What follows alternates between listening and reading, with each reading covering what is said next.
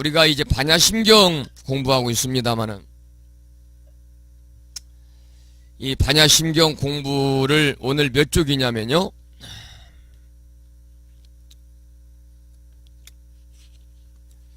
오늘 121쪽을 펴시고 필기도구도 준비하시고 수업 임하시면 좋겠다는 말씀을 드리고, 그 전에 제가 증일암경에 나오는 경구의 말씀을 조금 소개를 드리도록 하겠습니다.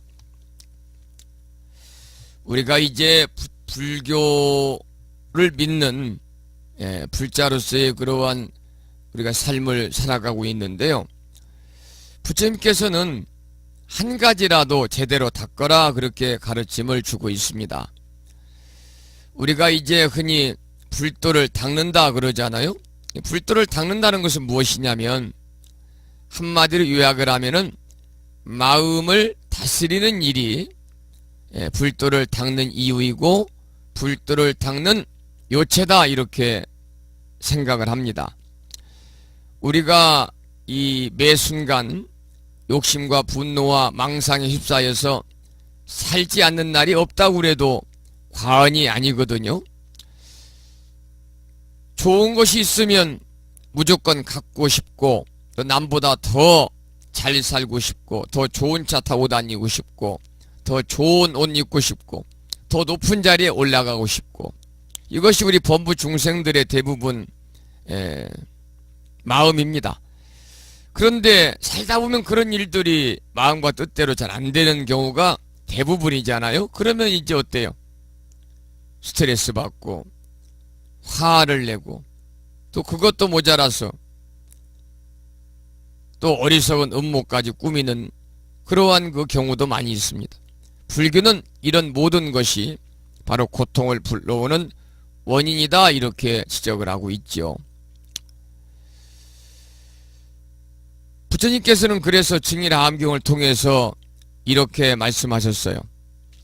부처님이 사유국 기원영사에 계실 때 어느 날 부처님은 제자들에게 수행자가 여러가지 법 가운데 한 가지만이라도 제대로 닦는다면은 열반에 이를 수 있다고 말씀을 하셨다.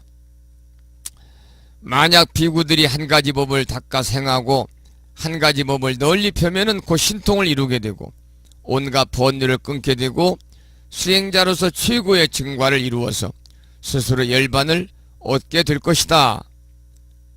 그러면 어떤 것을 한 가지 법이라고 하는가? 그 하나는 거룩한 부처님을 생각하는 것이고, 또 하나는 거룩한 부처님의 가르침을 생각하는 것이고, 또 하나는 거룩한 화합 승가를 생각하는 것이다. 또 하나는 거룩한 계법을 생각하는 것이다. 또 하나는 보시를 생각하는 것이고, 또 하나는 하늘에 태어나는 공덕을 생각하는 것이다.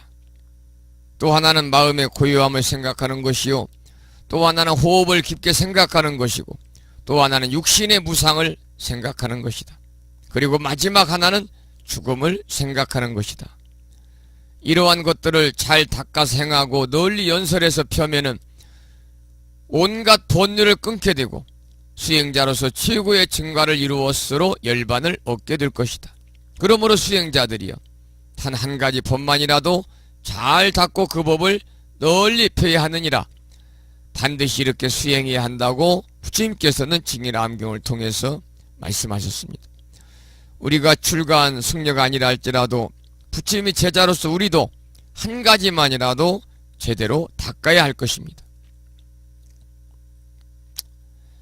우리가 이제 살아가면서 특히 이제 불교 수행은 이 조금 전에 말씀드렸던 그러한 여러 가지의 욕심과 분노와 망상에 쌓여 살고 있는 그런 마음, 다시 말씀드리면 탐진치, 삼독, 이런 마음을 얼마나 잘 다스리냐 하는 것이 불교 수행에서는 중요하다 이렇게 생각이 듭니다.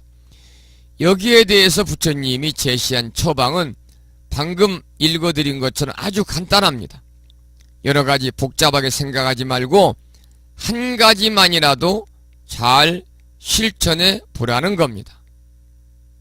예를 들어서 어떤 일로 화가 나서 도저히 참을 수가 없는 지경이 되면은 거룩한 부처님이나 부처님의 가르침을 깊이 생각해 보라는 겁니다. 부처님이라면 이런 경우에 어떻게 하였을까? 이렇게 이제 우리가 생각하다 보면 분노가 사라지게 된다는 것이죠.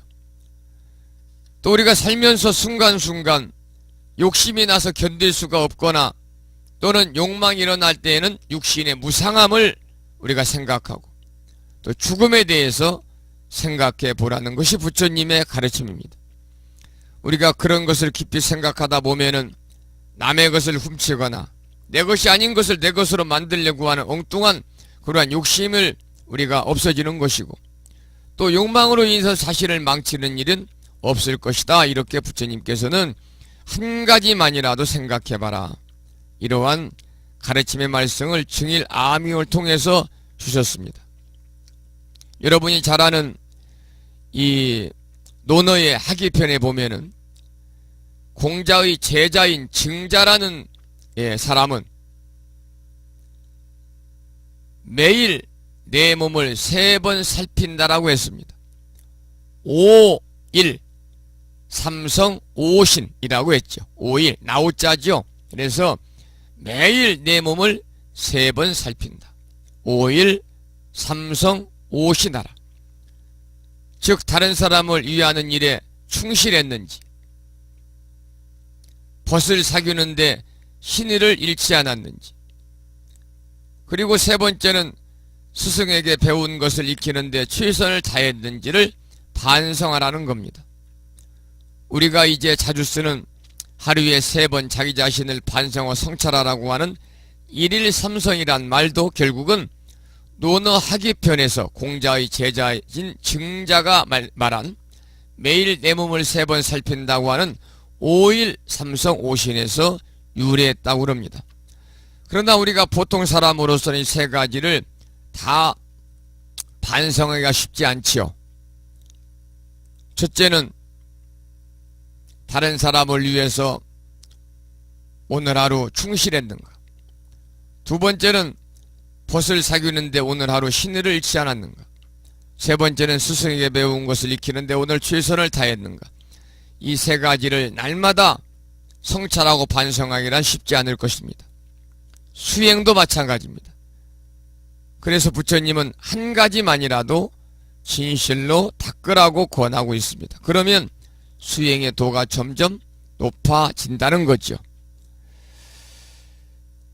오늘은 이 반야심경 공부하기 전에 증일아암경에서 부처님께서 말씀하신 한 가지만이라도 제대로 닦으라고 하는 그러한 경구의 말씀을 먼저 올려드렸습니다.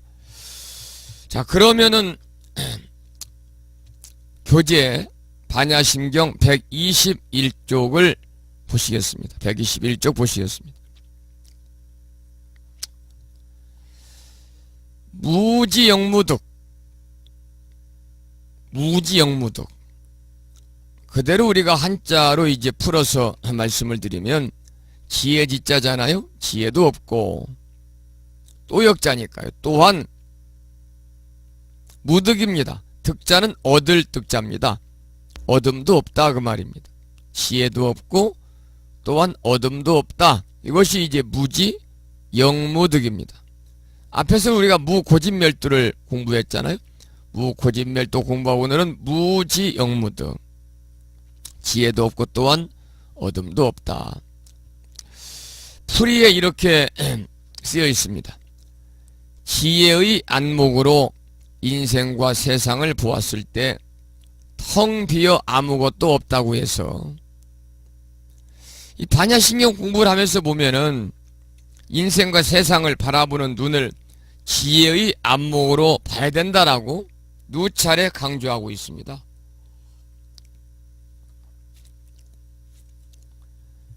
이 반야심경의 제목에 나오는 반야라는 말에 걸맞듯이 인생과 세상을 우리는 지혜와 안목으로 바라볼 때 텅 비어서 아무것도 없다고 해서 지혜란 어떤 고정된 실체가 있는 것으로 안다면 큰 잘못이다. 지혜는 실체가 없지요. 그리고 지혜를 통해서 무엇인가 얻을 것이 있다고 여기는 것도 큰 잘못이다. 그러므로 지혜마저 없고 얻을 것마저 없는 것이 진실이다 그랬습니다. 이제 뒤에는 그 내용에 구체적으로 해설을 해 놓았습니다. 이 반야라고 하는 것은 바로 지혜거든요. 지혜. 그래서 반야신경은 뭐냐? 지혜의 가르침입니다.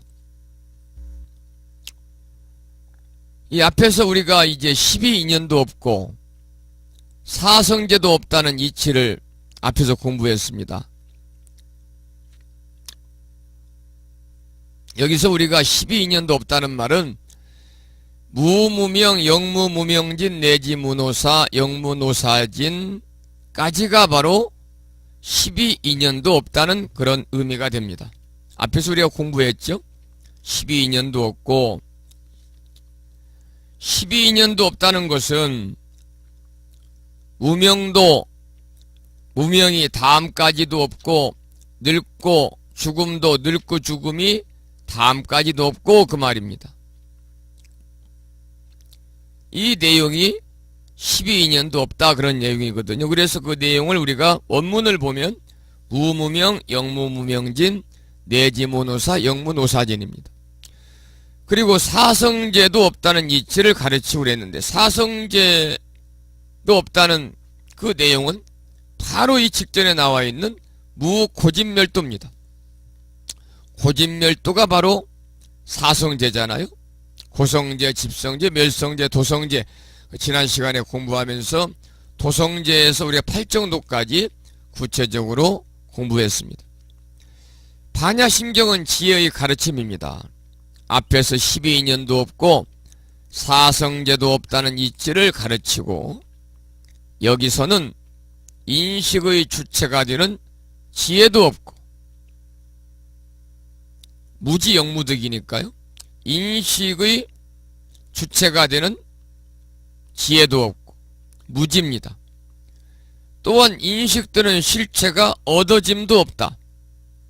영무득을 선언하고 있습니다. 무지영무득이죠. 지금까지는 오온 개공이라고 그래서 이제 이 오온에 관한 얘기가 반야신경에서는 많이 나옵니다만은 공부하다 보면 바로 이제 색수상 행식이잖아요.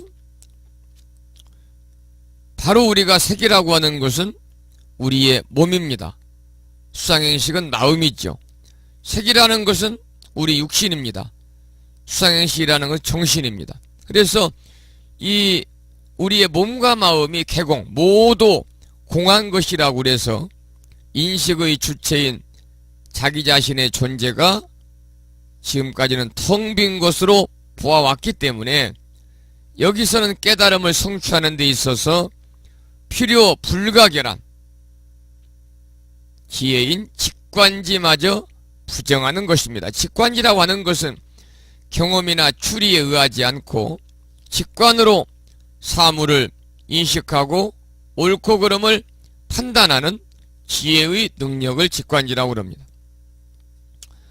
우리가 잠속에서 아무리 훌륭한 꿈을 꾼다고 해도 꿈을 깨는 순간 다 사라져버립니다. 그와 마찬가지로 깨달음을 향하는 최상의 열쇠가 되는 지혜마저도, 그래서 우리 불교는 한마디로 지혜와 자비의 종교다 그러잖아요. 그러니까 깨달음을 향하는 최상의 열쇠가 바로 지혜입니다. 이 지혜마저도 의식의 잠을 깨는 순간, 즉 깨달음의 문이 열리는 순간에 모두 사라져버리고 말기 때문에 그래서 무지다 그 말입니다. 또한 지혜로서 얻어지는 바가 굉장히 큰 것처럼 생각하는 그것마저 부정해버리기 때문에 그래서 무득이다 그럽니다. 그래서 무지 영무득이 되겠죠. 122쪽 밑에도 두 번째 줄입니다. 불교에는 완성이 없습니다. 그리고 끝도 없습니다. 완성된 상태에서 얻어지는 것마저 부정하는 순간을 가르치고 있습니다. 참으로 깊이 들어가면 얻는 것마저 없는 순간이 되는데 그것이 바로 무득입니다. 반야심경에서 말하는 마음은 곧 얻을 바가 없는 마음입니다. 다시 말해서 집착되지 않는 마음을 통해서 오히려 무한의 얻어짐이 있음을 잊어서는 안 됩니다. 이 내용이 이제 무지영무득이라고 하는 짤막한 5자의 그러한 이 반야심경의 경구의 말씀을 이렇게 구체적으로 설명을 하고 있습니다. 무지영무득, 지혜도 없고 또한 얻음도 없다.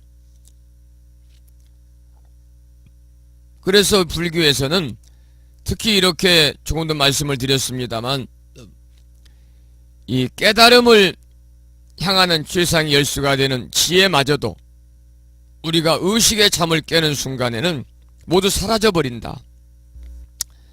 그래서 이것이 무지고 지혜로서 얻어지는 바가 굉장히 큰 것처럼 생각하는 그것마저도 부정을 해버리기 때문에 무득이다 그렇게 이야기합니다. 그래서 이 반야심경에서 말하는 마음은 곧 얻을 바가 없는 마음이다. 다시 말씀을 드리면 집착되지 않는 마음을 통해서 오히려 무한의 얻어짐이 있음을 우리가 잊지 말자 이렇게 쓰여 있고요.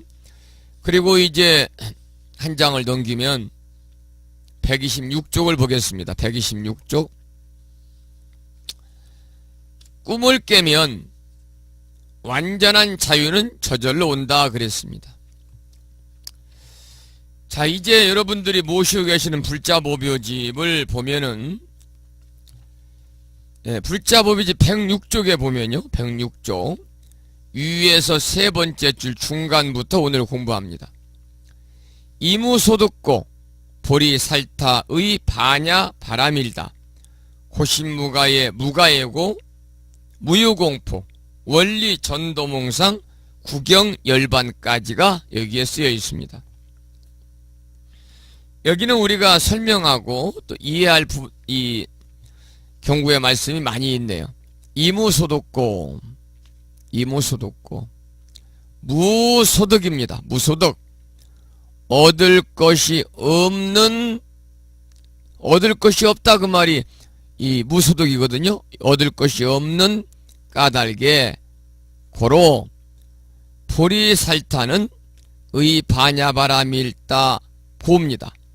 반야바라밀다를 의지해서 신무가에 마음에 무가예입니다. 가해가 없으면 여러분 가에다가 밑줄을 치시고 가에 이 가자는 우리가 이제 한자를 찾아보면 걸괴 이렇게 나와 있습니다만은 걸괴 그런데 우리가 이것을 가자를 걸릴 가자라고 우리가 쓰기도 합니다. 그래서 여기서는 걸림, 방해 이런 의미를 갖고 있고요.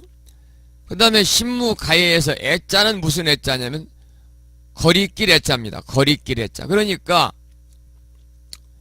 신무가해 그러면 우리가 마음속에 이 무가해라는 것은 마음속에 어떤 거리낌과 그리고 장애가 없는 것을 무가해라고 그럽니다.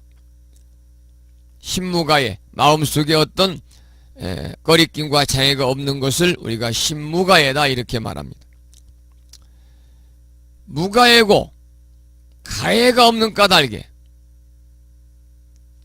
거리낌과 장애가 없는 까닭에 무효공포 공포가 없으며 원리 전도몽상 전도몽상을 원리 멀언자 떠날 리자 전도몽상을 멀리 떠나서 구경열반 구경에는 열반인 것이다 그 말입니다. 구경이라는 것은 끝내 마침내 그런 의미를 갖고 있죠. 이무소득고 보리살타의 반야바람일다고 신무가예 무가예고 무유공포 원리전도몽상 구경열반.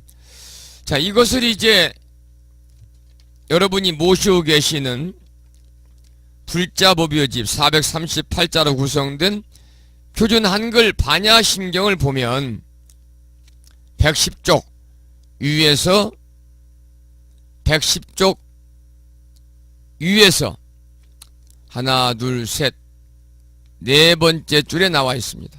네 번째 줄에 나와 있습니다. 얻을 것이 없는 까닭에 보살은 반야바라밀다를 의지함으로 신무가에 마음에 걸림이 없고 무가에고 걸림이 없으므로 무유공포 두려움이 없어서 원리 전도몽상 구경열반 뒤바뀐 어떤 생각을 멀리 떠나 완전한 열반에 들어가며 이렇게 번역이 되어 있습니다. 표준 한글 반야신경에서요. 자, 그러면 그 내용을 이제 풀어놨는데요. 127쪽을 보겠습니다. 철저히 텅 비어서 아무것도 얻을 것이 없는 이 도리. 이 도리를 써야 한다. 아무것도 얻을 것이 없는 이 도리가 바로 반야다 그랬습니다. 아무것도 얻을 것이 없는 이 도리가 바로 반야다. 반야에 대해서 이제 정의를 해놨습니다.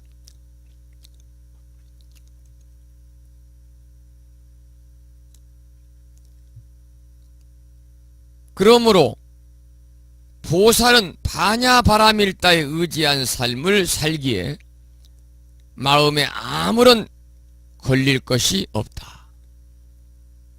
우리가 마음에 아무런 걸림이 없는 삶을 살기 위해서는 반야바라밀다에 의지한 삶을 살아야 된다.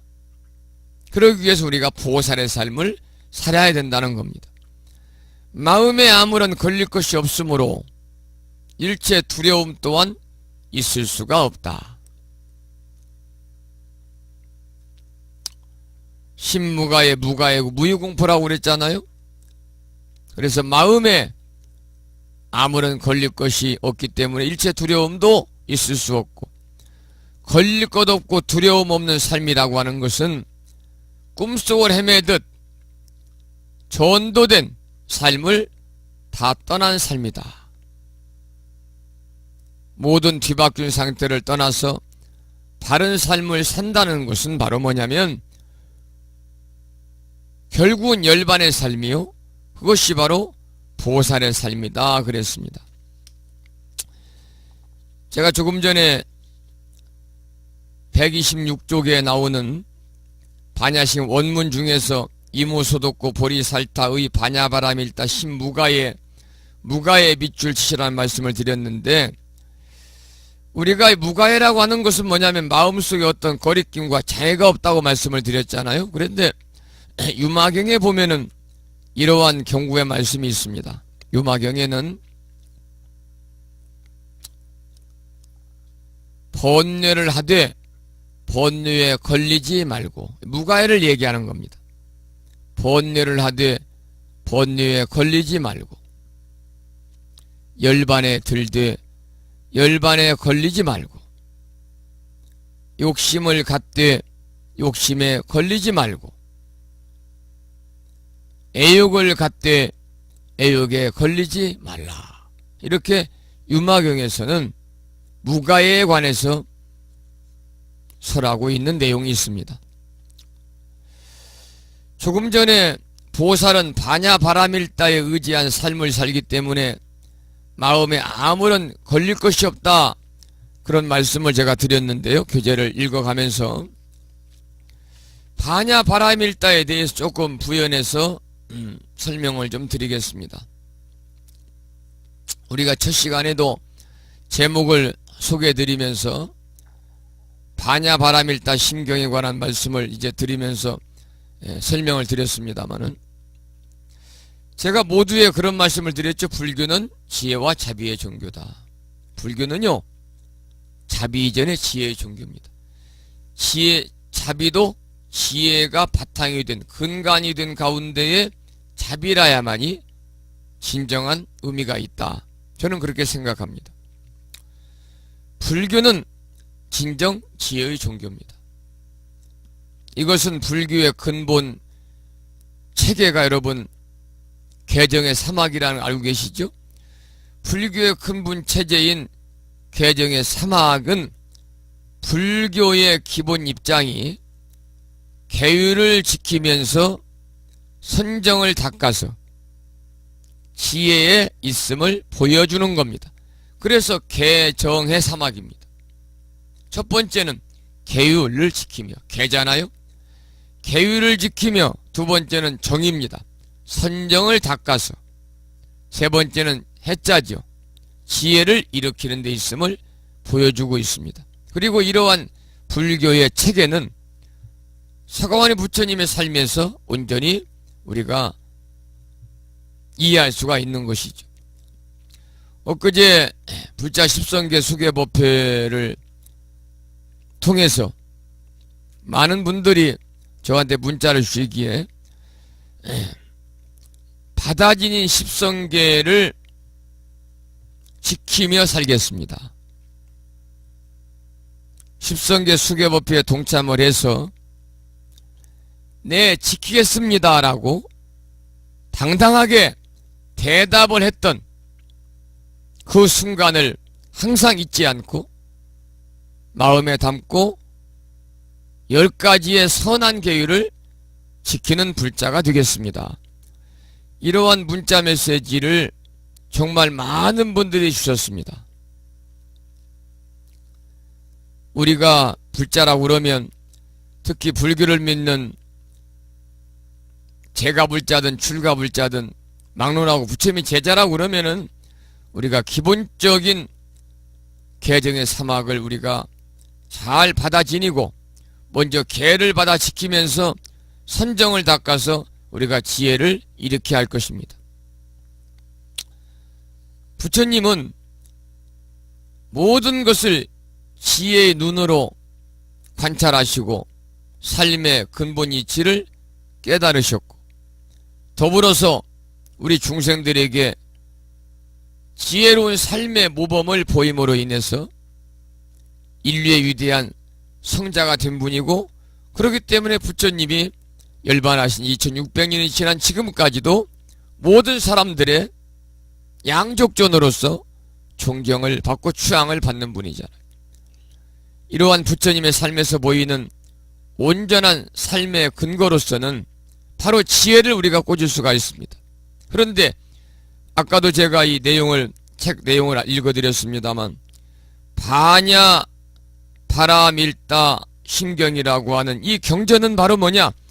이러한 부처님의 지혜를 가르치는 경전이다 그런 말씀을 드렸어요.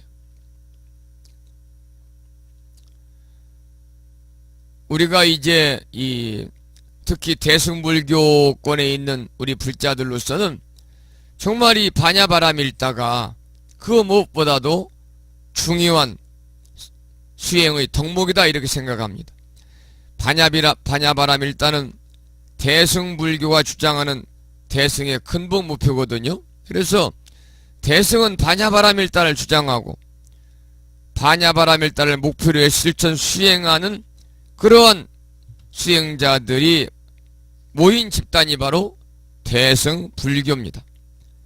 여기에는 바냐바라밀다가 부처님이 깨달음을 체험을 통해서 얻은 불교의 핵심 근거라는 그러한 내용이 담겨져 있죠.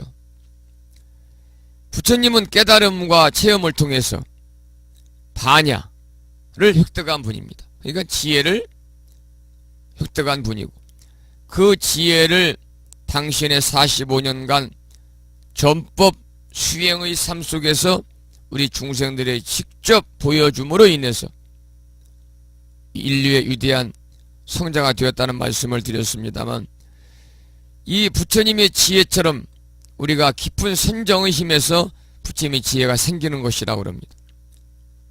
우리가 이제 지혜라는 말 속에는 우리의 삶 속에서 구현되고 실천되어 가지고 다른 사람에 의해서 인정됨으로 비로소 의미를 갖는 속성이 있습니다. 그래서 부처님은 깨달음의 체험 속에서 삶의 근본 이치를 올바로 알고 그 이치를 따라서 지혜로운 인간의 삶을 우리들에게 보여주신 겁니다. 그래서 바냐바라밀다는 바냐와 바라밀다의 합성어입니다. 합성. 그래서 반야는 지혜라는 말이고, 지혜라는 것은 사물을 여실하게 올바르게 아는 능력입니다. 바람일다는 우리가 완성이다, 성취다 그런 뜻이 있고, 또 우리가 다르게 해석하면 피안으로 갔다 그래서 우리가 도피안이다 이렇게도 번역을 하고 있습니다. 그렇기 때문에 반야바람일다는 지혜의 완성입니다. 지혜의 완성. 또 지혜로서 열반, 피안에 도달한다는 의미도 담겨 있는 것이 바로 반야바람일다입니다. 그러니까 우리가 이 반야바람일다 신경을 우리가 공부하고 배우는 것은 바로 우리도 부처님처럼 지혜를 완성하고 부처님의 지혜로서 우리가 살고 있는 이 사바세계, 고통을 참지 않으면 살 수 없는 이 가민토에서, 차 안에서 저 피안으로 우리가 건너서 도달한다는 의미를 갖고 있는 것이죠.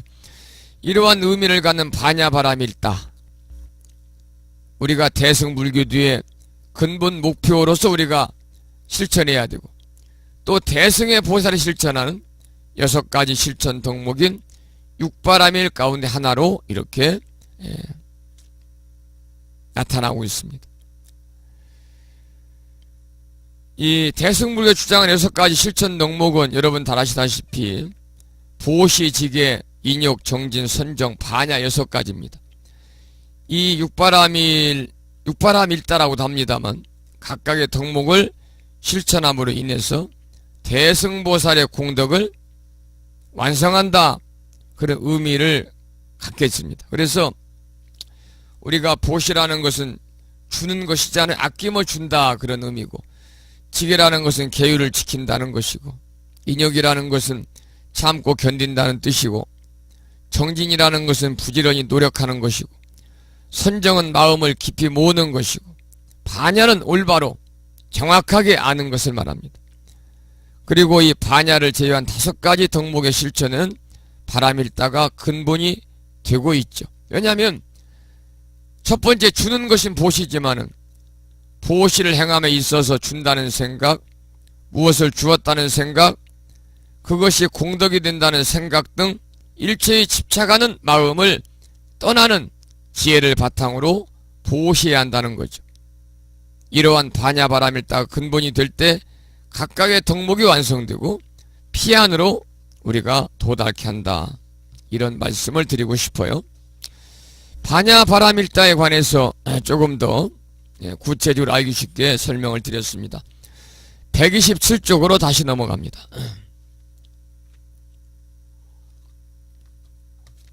위에서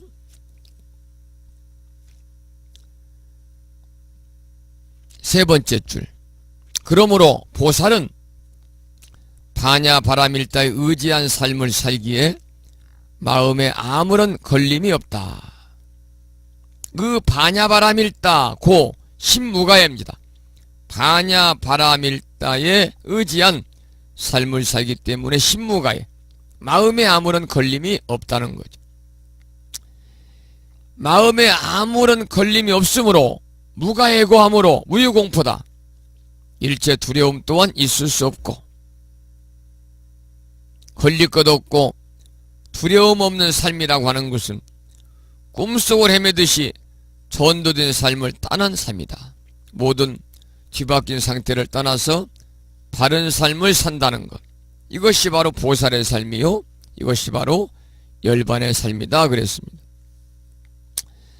그러면 이 내용을 해설한 부분을 한번 읽어가면서 또 중요한 내용은 부원에서 함께 설명드리고 살펴보도록 그렇게 하겠습니다. 이 대목에서는 무소득으로 인해서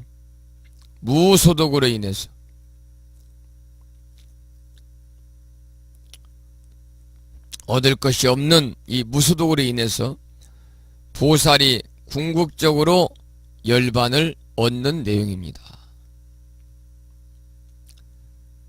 무소득은 반야심경에서 가장 중심이 되는 구절입니다.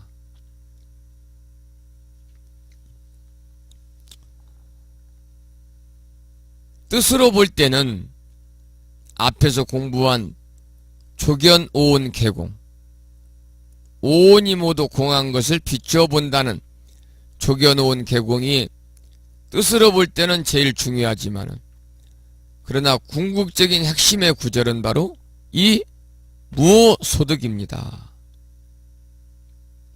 무소득은 앞에 무득과 같은 맥락에서 이해할 수가 있습니다. 우리가 앞에서 이제 무득에 관해서 우리가 공부했잖아요. 배웠잖아요. 무득에 관해서 오늘 앞에서 공부했습니다. 무득. 무지영무득에서 배웠잖아요. 얻을 바가 없다는 것은, 무소득이라는 것은 공이기 때문에 그렇습니다. 얻을 바가 없는 깊은 도리 때문에 보살은 깨달음을 성취한 것입니다. 자, 그 다음에 넘겨보시죠. 보리살타에 관한 얘기가 나옵니다. 보리살타는 줄여서 보살이라고 부릅니다. 너무나 잘 아시는 이야기입니다. 그 뜻은 각유정이다. 우리가 유정무정 그러잖아요. 각유정이라는 것은 뭐냐면, 유정은 중생입니다. 각이라는 것은 깨달을 각자니까요. 깨달은 중생이다 그 말입니다. 그래서 우리가 보살을 다른 말로는 깨달은 중생이다, 각유정이다 그렇게 말합니다. 여러분들 보살님이라는 호칭을 들으면 얼마나 자랑스럽습니까? 깨달은 중생이란 말입니다. 각유정이란 말이거든요. 깨달은 중생이다. 보살은 위로는 깨달음을 구하고 아래로는 중생을 제도한다는 자리이타, 나도 이롭고 타인도 이롭게 하는 자리이타의 그러한 대자비 보살행을 목표로 삼고 있죠. 대승불교에서는 불교 수행을 하는 모든 사람을 보살이라고 해도 별 무리가 없을 것입니다.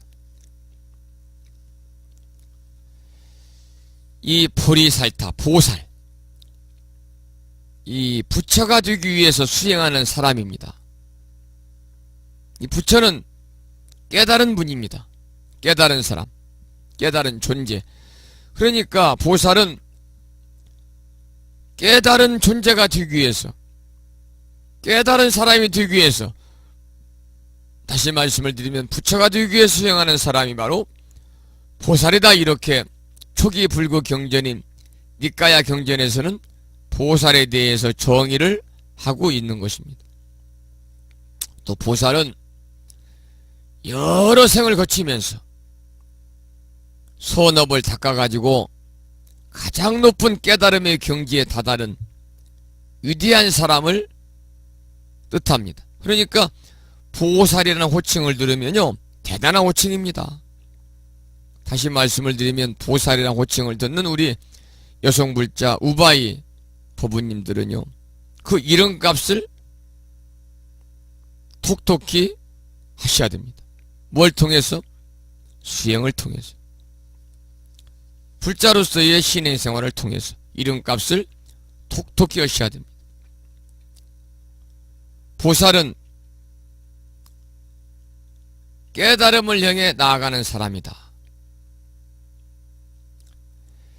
조금 전에 보살은 깨달은 사람이다, 깨달음을 이룬 존재다 그랬는데 대승불교에서 그렇게 말하고 있고 초기 불교에서는 깨달음을 향해서 나아가는 사람이다 그런 뜻입니다.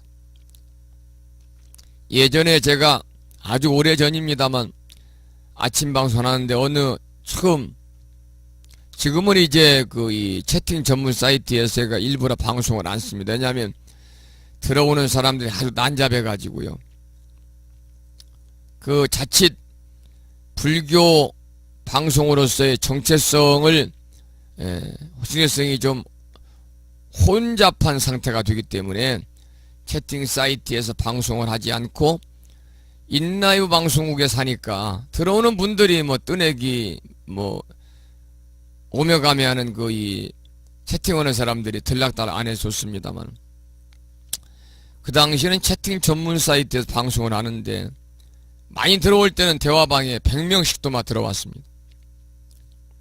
어느 여성 불자가 여자분이 들어오길래 제가 보살님 오셨습니다, 어서 오십시오 그랬더니 그분이 대화창에다가 큰 글씨로 아침부터 굉장히 진행자는 저의 마음을 아주 기분 나쁘게 했습니다. 왜냐고 그랬더니 제가 보살이라니요, 제가 무당입니까? 그래. 우리가 보통 무당을 보살이라고 그럽니다. 지금도 이 불교에 대해 잘 모르는 분들은 보살 그러면 무당이구나 이렇게 생각합니다. 그래서 저는 특히 밖에서 사람들이 많이 이렇게 모이는 공간에서는요, 남들 듣는데 보살님 이렇게 잘 부르지 않습니다. 언젠가 제가 웅천 5일장에 나가서 부쩍부쩍 사람들이 많은 그 이 재래시장 골목에서 아는 불자님을 만나서 반가워서 큰 소리로 보살님 그랬더니 사람들이 다 쳐다봐요. 무당 왔는가 보다 그러고. 무당을 보살이라고 부르기도 하지만은 원래 보살은 불교 용어입니다. 특히 조금 전에 제가 보살에 관한 정의를 말씀을 드렸죠. 초기 불교에서는 깨달음을 향해 나아가는 사람이다 이렇게 정의를 하고 있고, 대승불교에서는 깨달은 분이다, 깨달은 사람이요 깨달은 존재다 이렇게 정의를 하는데, 특히 이제 각유정이다, 깨달은 중생이다. 우리가 유정이라고 하는 것은 중생을 의미하는 것이거든 이렇게도 부른다는 말씀을 드렸습니다. 그런데 보살은 또 이제 이 한국의 불교가 들어와 가지고 어떻게 이제 이렇게 정의가 되고 있냐면, 여자 신도를 높여서 이를 때도 보살이라고 그러지만 정말 덕성과 지혜와 덕망을 겸비한 훌륭하신 스님들, 우리가 고승이라고 그러잖아요. 고승. 고승도 역시 보살이라고 그럽니다. 그러니까 우리 절집에서 말하는 보살은 무당과는 아무런 관계가 없다 그런 말씀을 드리고, 특히 보살은 대승불교에서 위로는 깨달음을 구하고 아래는 중생을 제도하는 대승불교 이상적인 수행을 하는 사람을 가리켜서 우리가 보살이다, 보리살타다, 줄여서 살타다 이렇게 이야기를 하고 있는 것이죠. 또 머리를 깎지 않고 절에서 사는 여자신도, 옛날에는 보살 할미 그랬습니다만 이런 분들도 가리켜서 보살이다 이렇게 부르고 있습니다. 그래서 보살은 부처가 되기 위해 수행하는 사람이다, 또는 여러 생을 거치며 선업을 닦아서 높은 깨달음의 경지에 다다른 위대한 사람이다. 특히 대승불교에서 강조가 되고 있고, 보리살타, 보살마하살, 깨달은 중생, 각 유정으로도 불린다는 말씀을 드렸습니다. 이 대승불교는 원래 이제 제가의 이 신자들이 중심이 되어서 일으킨 것이 대승불교잖아요. 그래서 종래의 부파불교가 출가 수행자들만의 독점물이었던 것을 널리 우리가 전 불교도의 것으로 만드는 데에 대승불교의 목적이 있습니다. 그래서 우리가 부파불교 시대에서 보살이라고 하면 전생시대에 고타마부터 한 사람만을 지칭했는데, 우리가 부파불교 시대에는 보살이라 그러면 우리가 부처님 생애를 공부하다 보면 석가모니 부처님만을, 고타마 시타르타만을 우리가 보살이라고 이렇게 지칭을 했는데, 대승불교가 일어난 후로는 모든 사람이 다 부처가 될 수 있다는 그러한 입장에서 불교의 수행자 모두가 다 부처의 후부자로서 보살이라고 칭해지게 된 것입니다. 우리가 이제 이 보살하면 가장 중요한 것은 뒤에가 행입니다. 행. 보살행. 여러분이 보살행을 잘하셔야 됩니다. 보살행이란 뭐냐? 부처의 후보자로서의 보살의 수행입니다. 그러니까 높은 깨달음을 성취한 위대한 사람으로서의 보살이라는 경지에 이르기 위한 수행을 해야 된다. 이것이 보살행이에요. 그래서 대승불교에서는 보살행의 구체적인 실천 항목으로 무엇이 세워져 있느냐? 여러분이 너무나 잘 아시는 육바라밀이 세워졌고 육바라밀을 부단히 수행해라 이렇게 가르침을 주고 있습니다. 그것이 바로 우리가 달력을 본 적어져 있는 보시지계 인욕 정진 선정 지혜라는 것이죠. 자, 이 보리살타에 관해서 조금 이제 부연의 설명을 드렸고 다시 교재 128쪽으로 갑니다. 128쪽. 보리살타는 줄여서 보살이라고 부릅니다. 그것 뜻은 각 유정. 유정이라는 말은 중생입니다. 각 유정은 깨달을 각자, 그리고 유정은 중생이란 말이니까 깨달은 중생이다 그런 말이 되겠죠. 모두에도 말씀을 드린 것처럼 상구불이 하와 중생의 보살도의 실천, 위로는 자신의 깨달음을 구하고 아래로는 중생을 제도하는 그러한 나도 이롭고 타인도 이롭게 하는 자리이타를 그 목표로 하고 있는 분이 바로 보살입니다. 그래서 대승불교권에서는 불교 수행을 하는 모든 사람을 보살이라고도 별 무리가 없다 그 말이죠.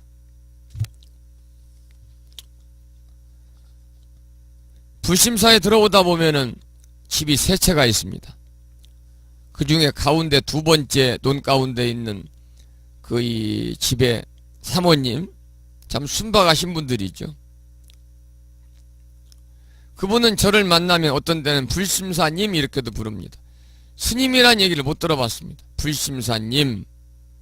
어떤 때는 불심사 보살님 그래요. 그런데 굳이 제가 그분에게 아이고 보살님 저보고 불심사님 불심사 보살님 그러지 말고 스님이라고 불러주세요. 그럴 필요도 없잖아요. 왜냐하면 불심사님 불심사 대표니까 불심사님이고 불심사에서 열심히 불교 수행을 하는 사람이니까 그냥 불심사 보살님. 어쩌면 이분의 순박한 그런 호칭도 무리가 없이 참 좋은 호칭이다 그런 생각이 듭니다. 그런 분에게 제가 뭐 잘났다고 저한테 스님이라고 불러주세요 뭐 그렇게 상을 낼 필요는 없잖아요. 반야심경에서 보살은 올바른 지혜의 완성자로서 사물의 실상을 관조하고 그 바탕 위에 중생을 제도하는 것입니다. 그러니까 이 보살이라고 하는 것은 대단한 의미를 갖고 있는 호칭입니다. 더 중요한 것은 바로 그겁니다. 보살은 무소득의 이치를 터득한 사람입니다. 또 보살은 반야바라밀을 체득한 사람입니다.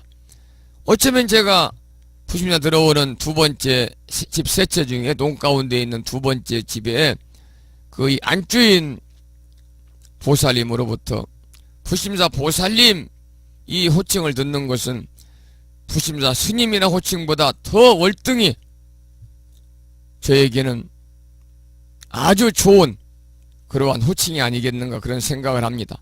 보살은 무소득의 이치를 터득한 사람이요.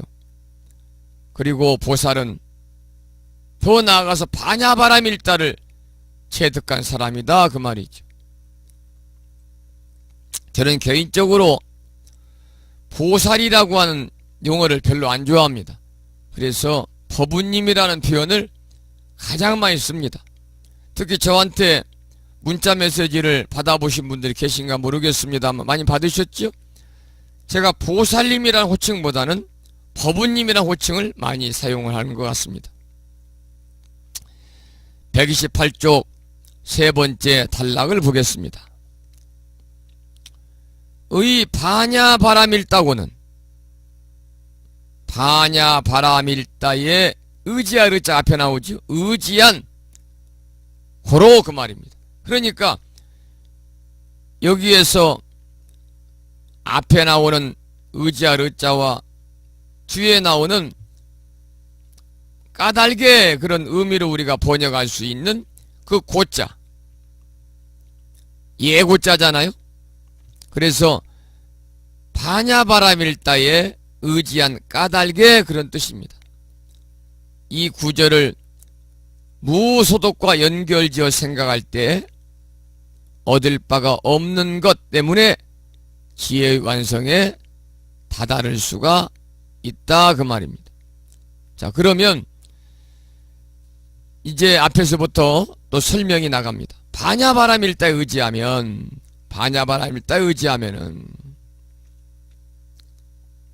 의 반야바라밀다고 신무가예 하고 무유공포하고 원리전도몽상하고 구경열반의 갑진열매를 얻게 됩니다 그랬습니다. 그러니까 반야바라밀다에 의지한 까닭에 우리가 438자로 구성된 표준 한글 반야신경에는 의 반야바라밀다고를 이렇게 해석했습니다. 반야바라밀다를 의지함으로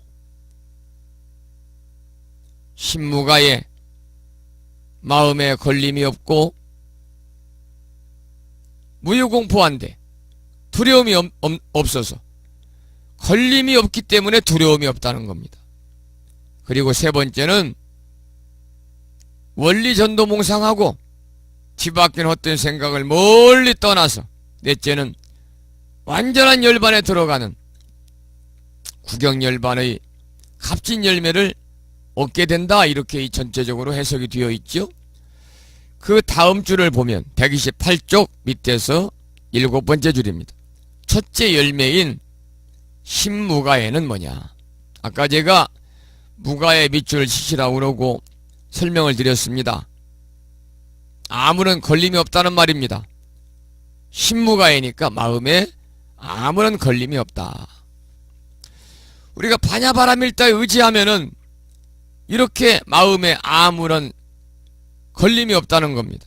결국은 지혜의 완성이라고 하는 것은 모든 장애를 없애는 것이다.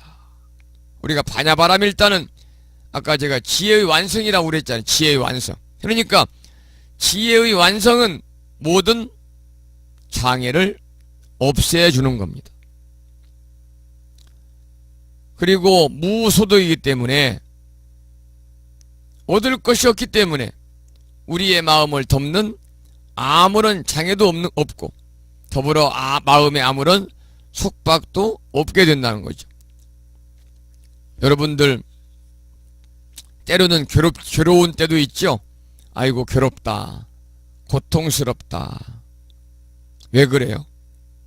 마음에 걸림이 있기 때문에 그래요. 우리는 살면서 도처에서 마음이 걸리기 때문에 괴로운 것입니다. 여러분 마음에 감정에 걸리잖아요. 좋은 일은 어때요? 좋은 감정에 걸리고 나쁜 일은 나쁜 감정에 걸립니다. 걸리게 되는 것은 왜 걸리느냐? 나라고 하는 아상과 아집 때문에 그렇습니다. 다시 말씀을 드리면 나라는 존재를 한없이 내려놓지 못하기 때문에 하심하지 못하기 때문에 걸리게 되는 겁니다. 하심만 하면 나라는 상을 내려놓고 아집과 아만을 내려놓으면 우리가 마음이 걸릴 이유가 없죠. 좋은 감정에도 안 걸리고 나쁜 감정도 안 걸리는 거예요. 이 마음의 걸림이라는 것은 본래 없는 겁니다. 공이기 때문에 없는 것처럼 보이다가도 인연을 만나는 순간에 튀어나오잖아요.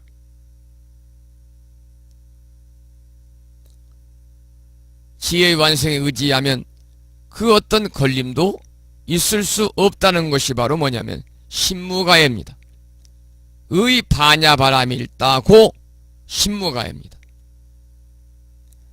지혜의 완성에 의지하면 지혜의 완성에 의지한다는 것은 의 반야바라밀다거든요.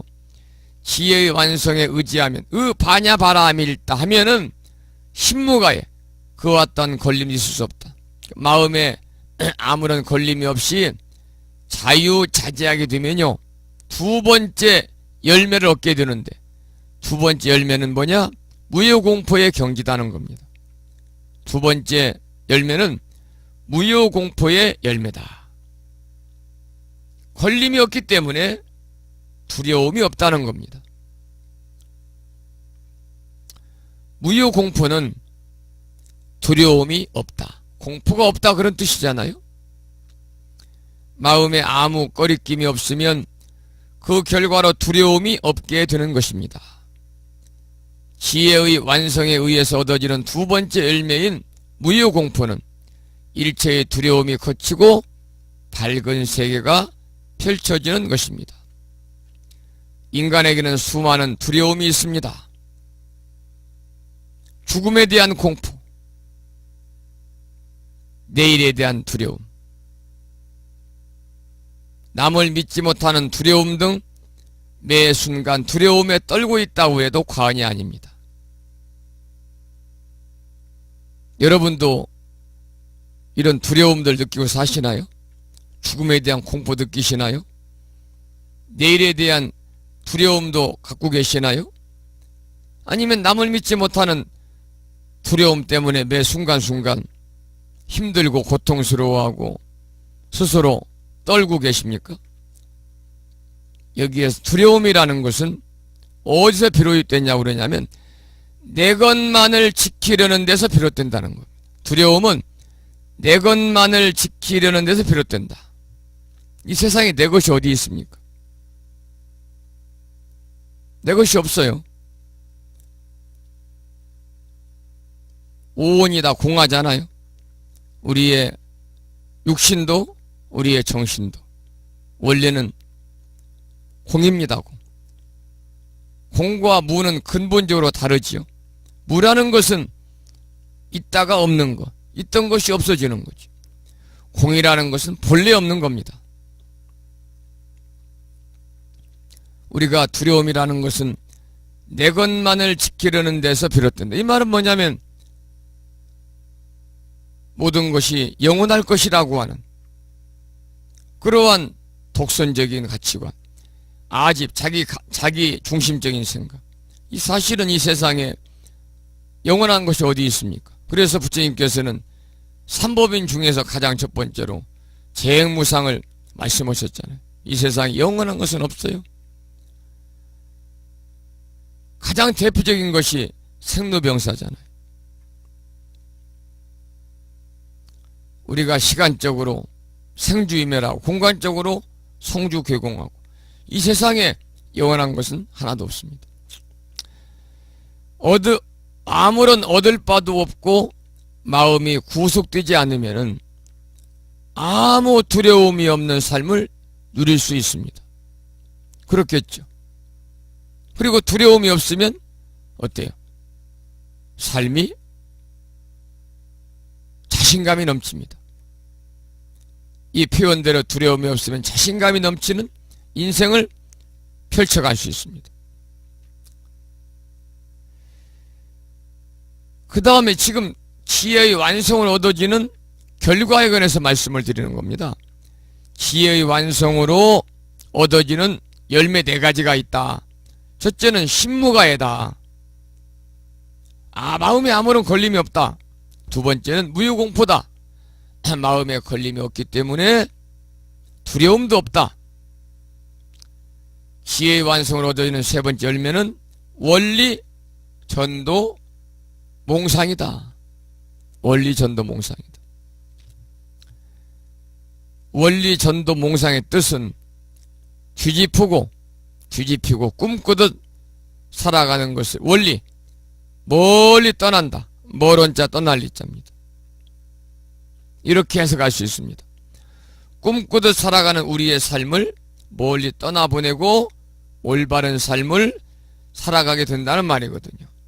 원리라는 것은 멀리 떠난다는 의미잖아요. 멀은 자 떠날 리자. 전도몽상이란 착각이다 그런 뜻입니다. 그렇기 때문에 원리 전도몽상이라는 것은 무슨 말이냐면 착각이나 착오에서 벗어나서 깨어난다는 뜻이거든요. 우리가 비유하자면 새끼줄을 뱀으로 착각할 때는 무서워했는데 새끼줄을 새끼줄로 제대로 알아서 착각에서 벗어난 것과 같은 것입니다. 그래서 착각과 오해에서 벗어나면 두려움도 사라지는 거죠. 그런데 이런 착각과 오해를 불러일으키는 주범이 바로 뭐냐면 생각과 분별입니다. 또한 그 생각과 분별 자체가 허상이고 실체가 없는 헛개입임을 알려주는 것이 바로 원리 전도몽상입니다. 그래서 아무리 우리가 잘 생각해봐야 생각 그 자체는 허상과 헛개입이다 그런 뜻입니다.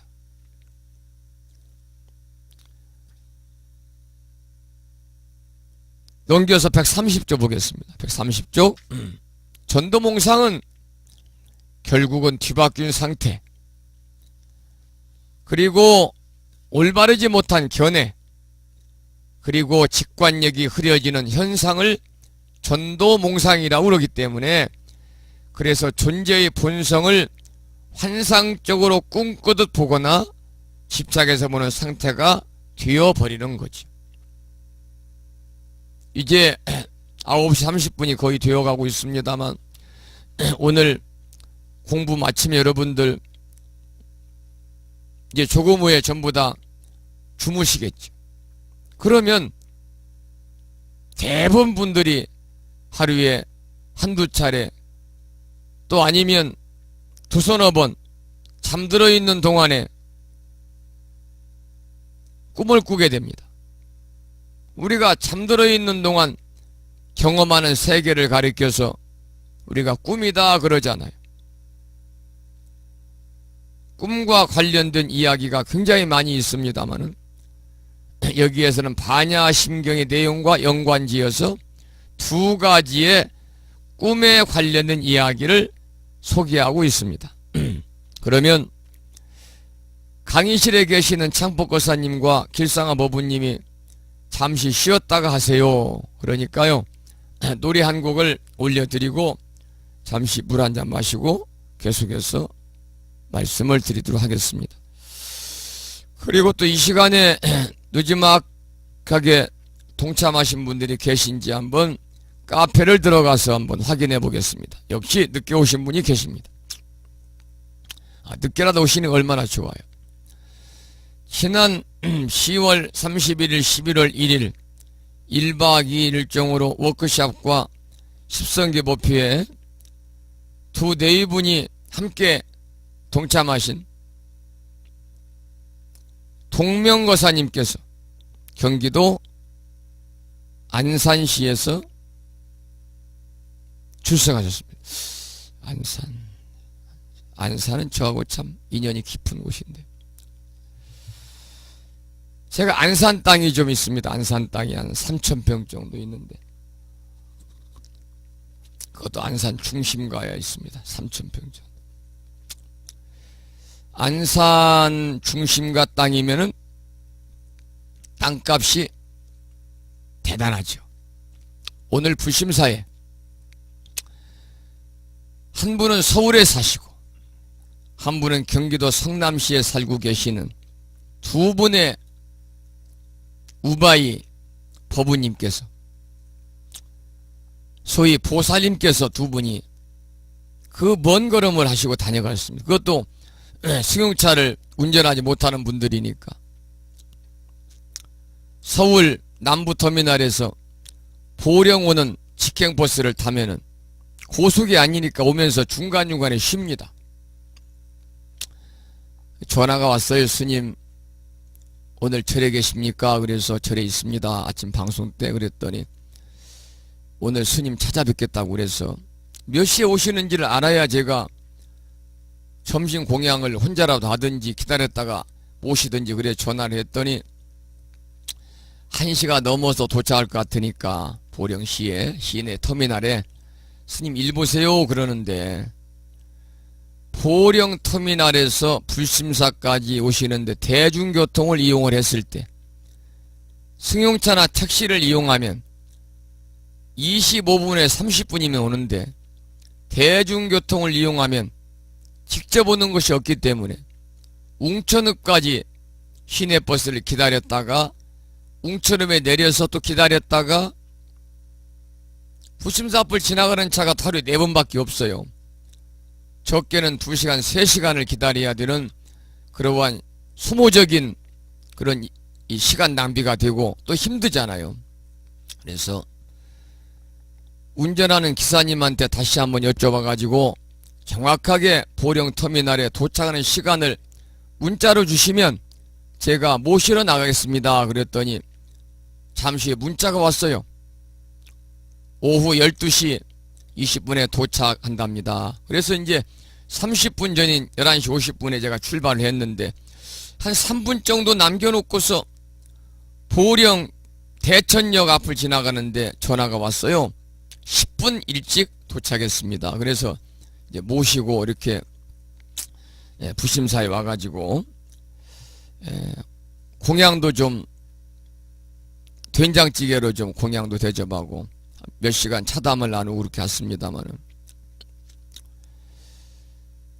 오늘 다녀가신 우리 법우님들에게도 감사의 말씀을 드리고 이분들이 지난번 1박 2일 행사에 동참하셨던 분들인데 왜 또 오셨을까 하고 여쭤봤어요. 무슨 일 있으십니까? 그랬더니 아무 일도 없고요.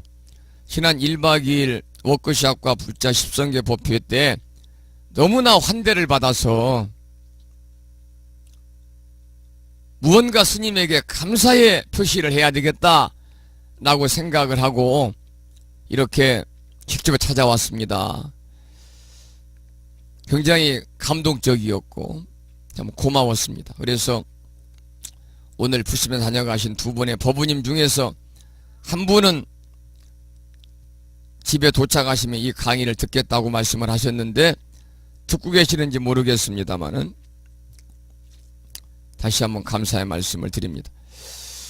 동명거사님께서 이제 이 행사에 다녀가셨는데 오늘 늦게 좀 늦은 시간에 출석을 하셨네요. 감사드리겠습니다. 그런데 오늘 왔다 가신 분들이 하는 얘기가 어디 사시는 한 분은 봉천동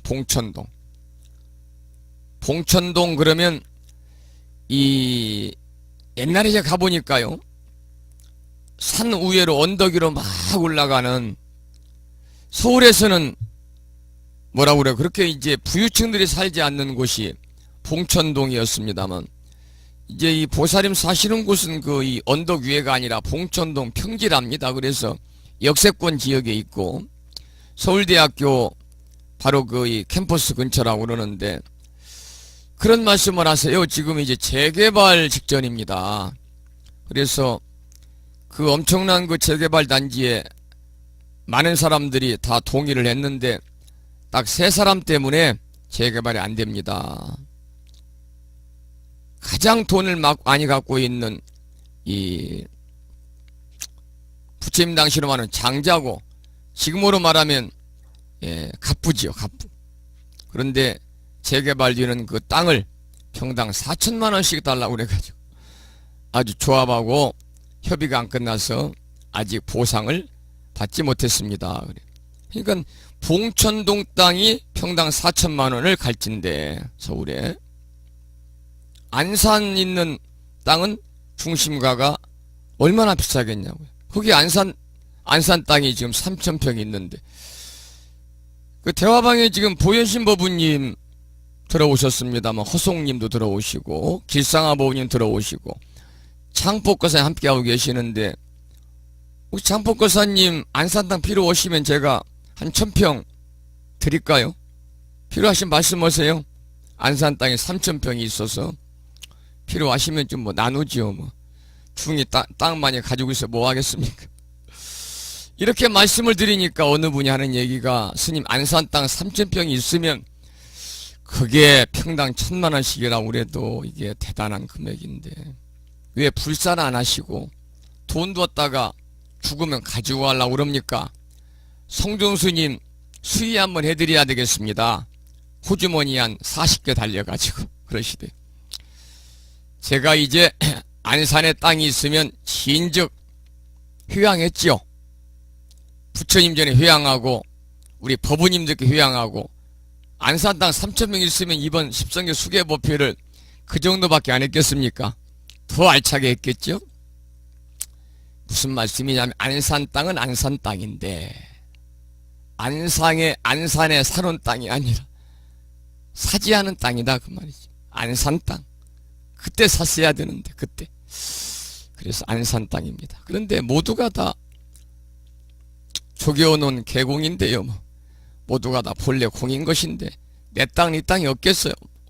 내 땅 이 땅이 어디 있겠어요. 잠시 인연 따라서 땅이 나한테 좀 와가지고 깔고 앉아있는 것 뿐이지 결국은 다 길상아 부모님 말씀처럼 조겨놓으니라 계공이다. 아 우리 몸뚱아리도 정신도 다 공인데 뭐 그놈의 땅덩어리가 뭐 어디 있겠습니까? 공은 공이다 무다 그러셨네요. 창법거사님은 필요 없습니다 그러셨고요. 자, 이렇게 안산에서 오신 늦게 동참하신 동명거사님 때문에 또 안산 땅까지 이야기가 나왔네요. 자, 그 다음에 이제 휴대폰을 통해서 늦게 출석을 통보하신 분들이 계시는가, 부지런한 분들이 계시는가 봐야 되겠어요. 아유, 부지런한 분이 계십니다. 서울에 사시는 안덕신법부님, 오늘 늦게 출석에 죄송합니다. 아이고, 벌써 김장하러 갔다 왔어요? 아이고, 지금 김장은 어떻게 돼요? 날이 푹해서. 금방 이거, 요즘에는 또 김치 냉장고가 있군요. 그러고 보니까. 친정에 김장 다녀왔어요. 제 방송 듣겠습니다. 그러셨네. 아이고, 김장. 그리고 오늘 다녀가신 성남의 공덕신법부님, 가시고 보니까 제가 교재를 안 드렸더라고, 교재.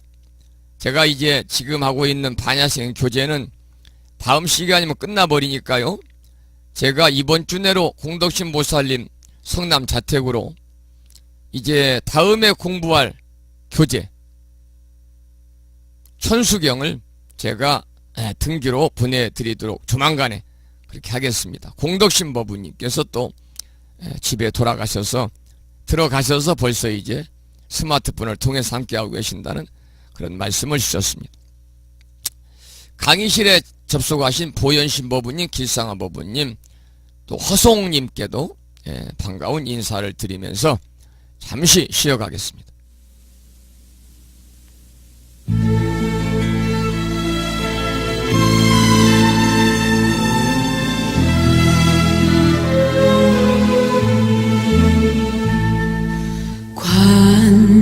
관자재 보살이 지혜로 돌을 닦아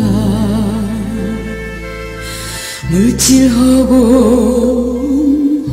물질 다루지 않으네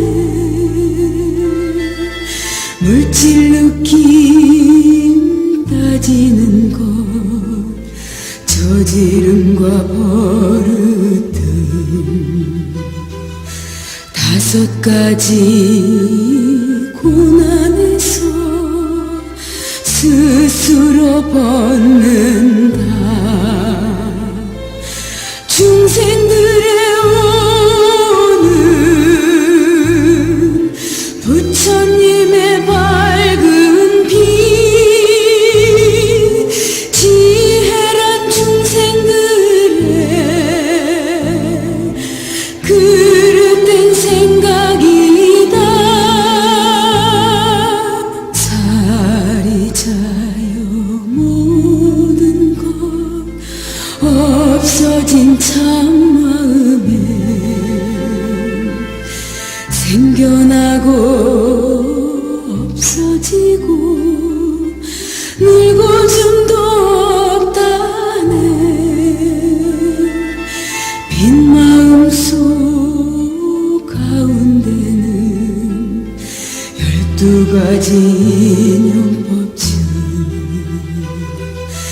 모든 것이 없으며 생사도 없으며 괴로움을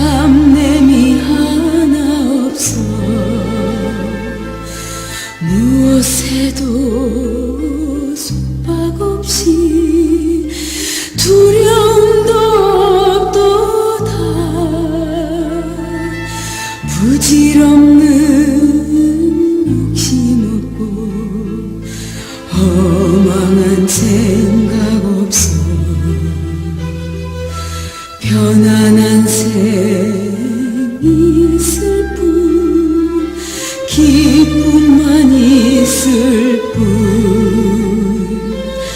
모든 것 내 앞숨에 열반에 이르노니 이 세상 모든 성불 생사를 넘었도다 아재 바라제 파라승아제 모지사바 아재 바라제 파라승아제 모지사바 아재 바라제 파라승아제 모지사바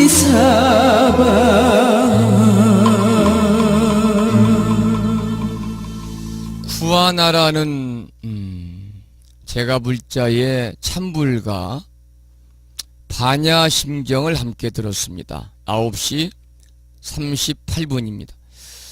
잠시 공지 말씀을 하나 드리겠습니다. 다름이 아니고 지난 10월 31일 11월 1일 이틀 동안 무창불교대학 워크숍 그리고 불자 십성계 수계법회 사진이 약 600장 정도가 600장 굉장히 많죠. 매수가 무창보 불교대학 카페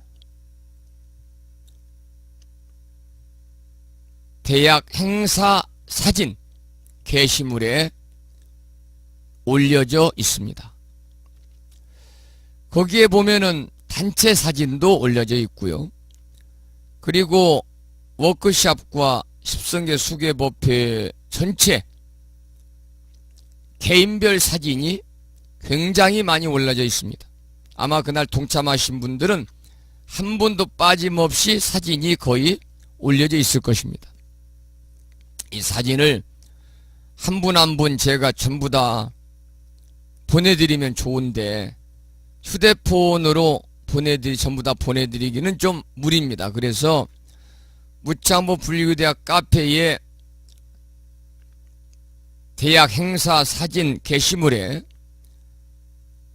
600장의 사진을 이렇게 나누어서 올려놨기 때문에 우리 도반 법우님들께서는 사진을 한번 쭉 클릭해서 보시고 아 이건 내 사진이구나 내 모습이 담겨있는 사진이다 이렇게 보여지면은 그걸 클릭하면 사진이 크게 확대가 됩니다. 모니터에 꽉 찰 정도로 확대가 되니까 확대가 되면은 이 사진을 저장하시라 그 말입니다.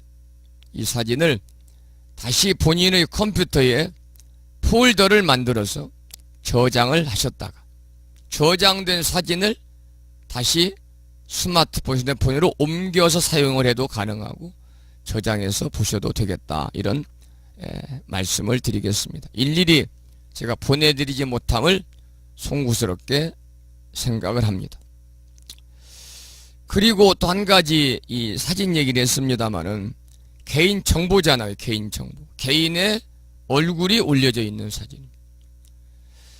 그래서 특히 이제 개인 정보에 관한 게시물은 무창보 불교대학에 지금 정확히 회원수가 175명인데 조금 전에 반야행 법우님 안산에 경기도 양주의 원경거사님과 무량행 법우님이 등록하셔서 제가 정의원으로 이렇게 올려드렸습니다마는 정의원이 있고 준의원이 있고 그냥 손님이 있습니다. 손님은 가입 안 한 분, 가입을 하면 전부 준의원입니다. 정의원은 무창불교대학에 강의를 들으시는 분들이 바로 정의원입니다. 청강으로 들으시는 분이나 등록하신 분. 또 이번에 무창불교대학 행사에 동참하신 분들도 전부 다 제가 정의원으로 해놨습니다. 또 불심사 신도분들은 다 정의원입니다. 왜냐하면 제가 그분에 대해 알기 때문에 그렇습니다. 그런데 그분의 신상을 모르는 분들이 가입하면 그냥 준의원입니다. 왜냐면 어느 분인지를 모르잖아요. 그래서 정의원들만 볼 수 있다 하는 말씀을 드립니다. 그러니까 준의원이나 일반 이 손님으로 이렇게 접속하신 분들은요, 클릭을 해도 열리지가 않습니다. 이 점 혹시라도 오해 없으시기 바라고, 올려놓은 사진도 우리 도반님들만 볼 수 있는 공간입니다. 그러니 걱정하지 마세요. 그런 안심의 말씀을 드리겠습니다. 9시 42분이고요. 자, 그 다음 보겠습니다. 130쪽 위에서 세 번째 줄부터 다시 봅니다. 우리가 잠들어 있을 동안 경험하는 세계를 꿈이라고 말합니다. 우리는 날마다 잠들어 있는 동안에 또 다른 세계를 경험하시잖아요. 꿈과 관련된 이야기는 수없이 많지만 여기서 반야신경의 내용과 연관지어서 두 가지를 소개하겠습니다. 자, 그 중에 뭐냐, 한 가지입니다. 인도에서 전해지는 이야기입니다. 인도에 어떤 왕이 있었습니다. 그는 항상 똑같은 꿈을 꾸었는데 꿈속에서는 거지의 삶을 살아가는 것이었습니다. 꿈을 깨고 나면 왕의 모습인데 꿈속에서는 언제나 거지였던 것입니다. 그래서 한 성자에게 어떤 것이 자기의 진짜 모습인지를 물었습니다. 성자가 대답하기를, 꿈속의 거지도 참모습이 아니고 현재 왕의 모습도 참모습이 아니라는 것입니다. 진정한 참모습은 두 가지를 있게 한 거지와 왕, 이 두 가지를 존재하게 하는 본체라고 말했습니다. 그 말을 듣고 왕은 크게 깨달은 바가 있어서 그 성자의 제자가 되었다고 합니다. 진정한 참모습은 그 두 가지를 있게 한 본체다 그랬거든요. 본체라는 것은 뭐냐면 현상을 초월한 만유의 참된 모습, 현상을 초월한 만유의 진상, 참진짜, 그리고 형상상자를 쓰는 그 진상을 얘기합니다. 또 한 가지는 중국에서 있었던 이야기입니다. 중국에 헌제라는 임금이 있었습니다. 한나라 때입니다. 한나라. 한나라 헌제 당시에 헌제라는 임금이요 있었습니다. 하루는 꿈 해몽을 잘하는 사람이 있다는 소문을 들었습니다. 이 꿈 해몽을 잘하는 사람을 원몽자라고 합니다. 원몽자. 근원논자, 꿈몽자, 놈자자, 사람자자, 원몽자라고 그래요. 하루는 꿈 해몽을 잘하는 원몽자가 있다는 소문을 들었습니다. 임금은 그가 얼마나 꿈 해몽을 잘하는지 시험해 보려고 한 가지 꿈을 일부러 지어냈습니다. 임금은 해몽가, 원몽자를 불러가지고 처마의 기왓장 하나가 난조라는 새가 돼가지고, 난조는 봉황새입니다. 봉황새. 난새 난자를 새조자죠. 처마 밑에 기왓장 하나가 난조라는 봉황새가 되어 날아가는 꿈을 지어내고 그거 한번 풀이해봐라 이렇게 말한 거죠. 그 말을 듣고 해몽가가 후궁들이 문제를 일으켜 잘못하다가는 생명이 오고 가는 수가 생길 것이라고 대답을 합니다. 그런데 임금은 그 꿈이 자기가 정말로 꾼 것이 아니라 지어낸 이야기였기 때문에 그 해몽가, 꿈을 풀이하는 원몽자 이야기를 믿지 않았습니다. 그런데 갑자기 후궁들이 서로 싸우다 물건을 잘못 던져서 후궁 중에 한 사람이 직사했다는 보고가 들어왔습니다. 임금은 너무나 이상해서 해몽가에게 아까 내가 말한 그 꿈은 내가 지어낸 것인데 내가 실제 꾼 것도 아닌데 어떻게 그런 일이 일어날 수 있느냐고 반문을 했습니다. 그러자 해몽가는 뭐라고 대답했느냐? 꿈이란 바로 몽시신유라고 대답을 합니다. 몽시신유다. 이 마지막에 유자는 논유자거든요. 그러니까 꿈이라고 하는 것은 자기 몸은 자고 있는데 정신이 노는 것이다 그 말입니다. 여러분 그렇잖아요? 꿈이라는 것은 내 몸은 그냥 단도시 누워가지고 자고 있어요. 그런데 정신이 노는 거예요. 그래서 몽시신유다. 잠잘 때만 꾸는 것이 꿈이 아니라 한 생각 일으켜서 이것저것 망상을 지어내는 것이 바로 꿈이다 그런 말입니다. 그래서 현실이 곧 꿈인 것입니다. 일국의 왕으로서 생각을 함부로 할 때 그 결과는 엄청난 것입니다. 우리의 삶이 망상으로 뒤덮여 살아가는 상황이 바로 신유입니다. 또한 꿈속의 자신도 참모습이 아니며 꿈에서 깼을 때의 모습도 자신의 참모습이 아닙니다. 온갖 종류의 다른 모습을 자아내는 그런 주체가 바로 불성이며 그런 주체가 진화이며 바로 참 주인공인 것입니다. 그 몽시신유에 관해서 조금 더 부연해서 말씀을 드리면은 한나라 헌제 당시에 헌제라는 임금이 그 시대의 미신을 타파한다고 그래서 해몽하는 사람 원몽자를 데려다 놓고 시험하기 위해서 자기가 꿈을 하나 지어내서 날조했습니다. 정말로 저놈이 꿈 해몽을 잘하는지 아닌지를 시험해 보고서 만약에 꿈 해몽도 제대로 할 줄 모르는 놈이 억지로 꿈 해몽을 할 것 같으면 이것도 혹세무민하는 거니까 혹세무민하는 죄로 목을 칠 작정이었답니다. 그래서 헌제가 어떤 꿈을 날조해서 물었는고 하니 방금 말씀을 책에서 들은 것처럼 여봐 원몽자 내가 들으니까 자네가 꿈 해몽을 잘한다고 그래서 묻겠는데 내가 간밤에 궁전 처막 끝에 있는 청규화가 난조라는 봉황새가 되어가지고 훨훨 날아가는 것을 보았는데 그 꿈이 무슨 꿈인가? 그러자 그 말이 떨어지자마자 원몽자가 하는 말이 폐야 큰일 났습니다. 임금이 무슨 일이냐 이렇게 물었겠죠. 그러니까 지금 궁중 안에 참변이 일어났습니다.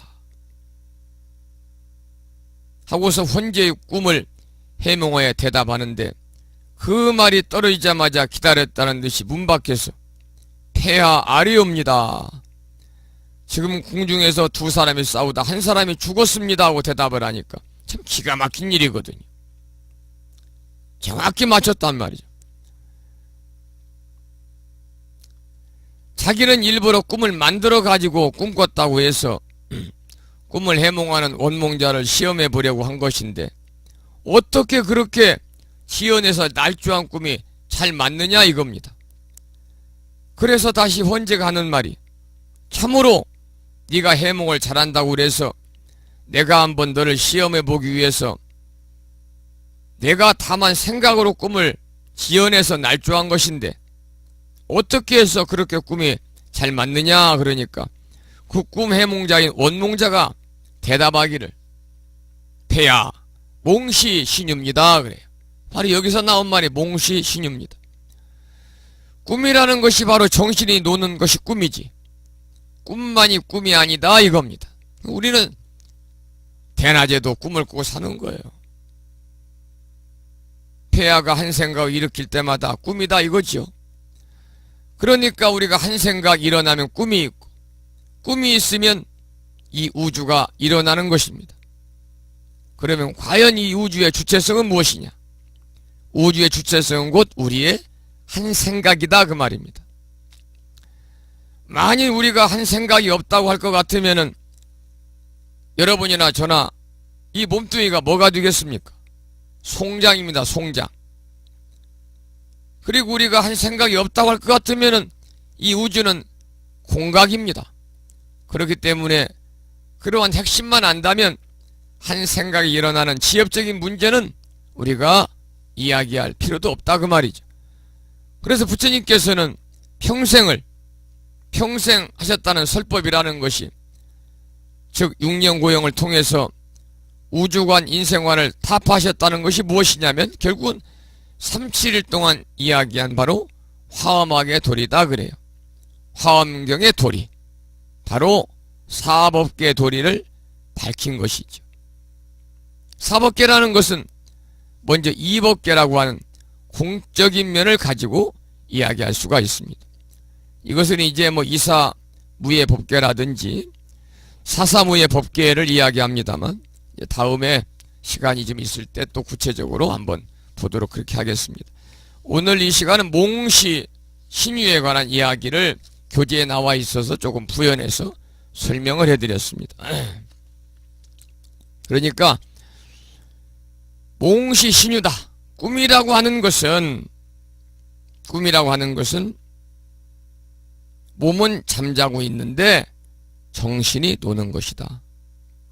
꿈이라고 하는 것은 몸은 잠자고 있는데 정신이 노는 것이다 그 말이에요. 그래서 꿈몽자, 시자는 일일 시호일할 때 발을 시자, 그리고 신자는 정신을 줄인 말인데 여기서는 귀신 신자가 되겠죠. 그 다음에 유자는 놀유자. 그래서 몽시신유다. 꿈이라고 하는 것은 내 몸뚱아리는 잠자고 있는데 정신이 노는 것이다 그 말입니다. 우리가 방금 읽어드린 것처럼 잠잘 때만 꿈을 꾸는 것이 아니라 한 생각을 일으켜서 이것저것 망상을 지어내는 것이 바로 꿈이다 그런 말이죠. 그래서 현실이 곧 꿈이라는 거죠. 우리의 삶이 망상으로 뒤덮여 살아가는 상황이 바로 신유입니다. 정신이 노는 것입니다. 또한 꿈속에서의 자신도 참모습이 아니고 꿈에서 깨어났을 때의 모습도 자신의 참모습이 아닙니다. 온갖 종류의 다른 모습을 자아내는 그런 주체가 곧 불성이고 진화이고 참 주인공이다. 여기까지 공부했죠. 131쪽 밑에 세 번째 줄부터 다시 보겠습니다. 반야심경에서는 뒤바뀐 생각을 멀리 떠난 것이, 원리 전도 몽상하는 것이 자기의 참모습이라고 가르치고 있습니다. 존재의 실상을 뒤바뀐 모습으로 보지 말고 존재의 실상을 깨달음의 눈으로 보고 존재의 실상을 지혜의 견해를 갖고 보라는 것입니다. 한 장 넘기셔가지고 132쪽입니다. 그렇게 할 때 마침내 마지막 네 번째 열매, 아까 제가 설명을 드렸죠? 네 번째 열매,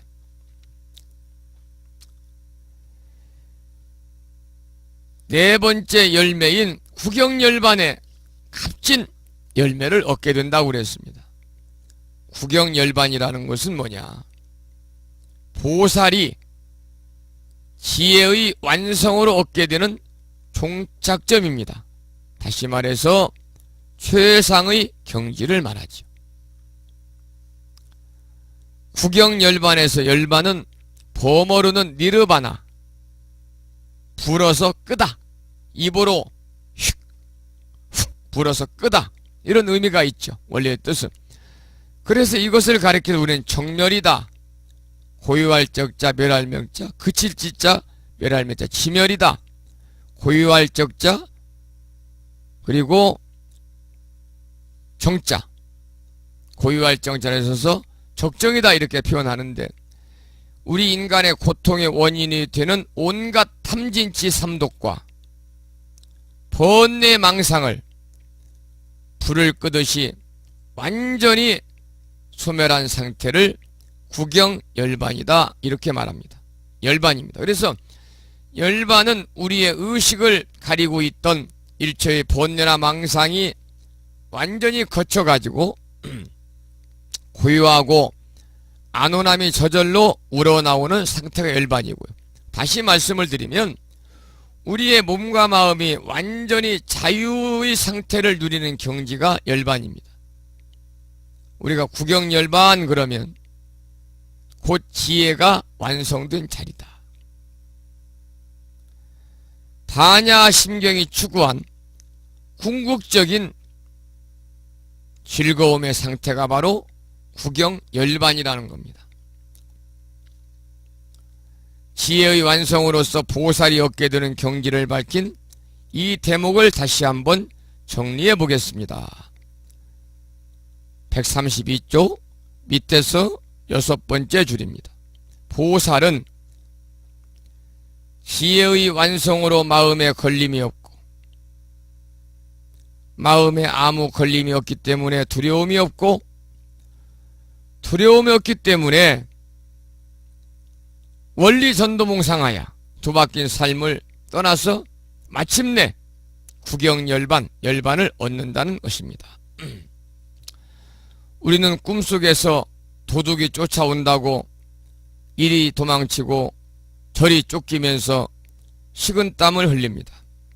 그러나 눈을 뜨고 보면 따뜻한 이불 속에 누워있는 자기 자신을 발견하게 됩니다. 꿈속의 상황과 꿈을 깬 상황을 바로 아는 것이 지혜입니다. 꿈을 깨고 나면은 아무런 두려움도 쫓김도 걸림도 없어지는 것입니다.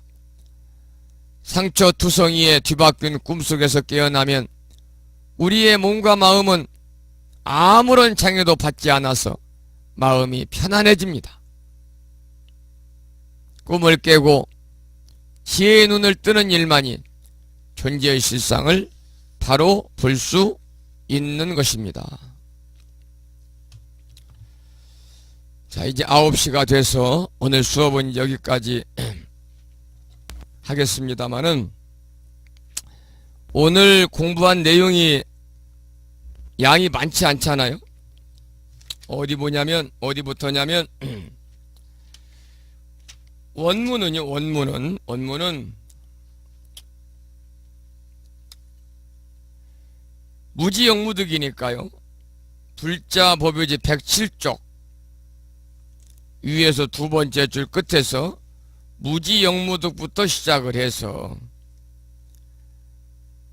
원리전도몽상 구경열반까지니까요. 네 줄도 채 되지 않는 짤막한 경구의 말씀을 가지고 오늘 2시간 동안 함께 공부했습니다. 무지영무득 이무소득고 보리살타의 반야바람일다. 고심무가의 무가예고 무유공포 원리전도몽상 구경열반까지를 공부했습니다.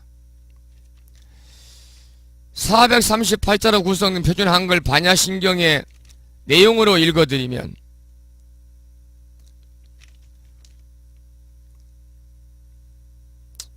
얻을 것이 없는 까닭에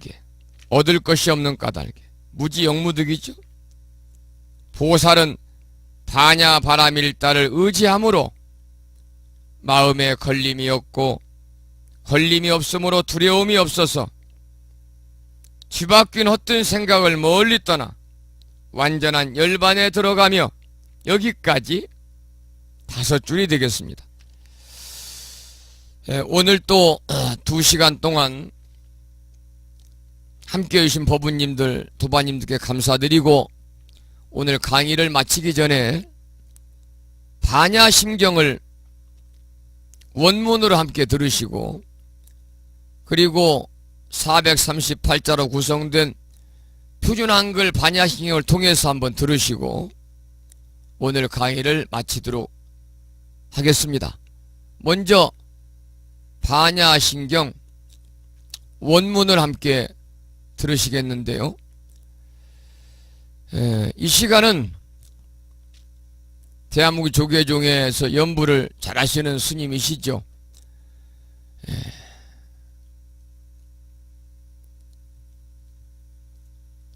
아침 방송을 통해서 이제 반야심경 자주 올려드리고 있습니다만 성수스님의 독경으로 반야신경 원문을 함께 들으시고 그 다음에는 비구니 스님 금강 스님의 금강 스님보다는 비구 스님이신 화암 스님의 독경으로 반야신경 표준 한글 반야신경을 함께 들으면서 독송하는 시간을 갖도록 하겠습니다. 먼저 성수 스님의 반야신경 원문입니다.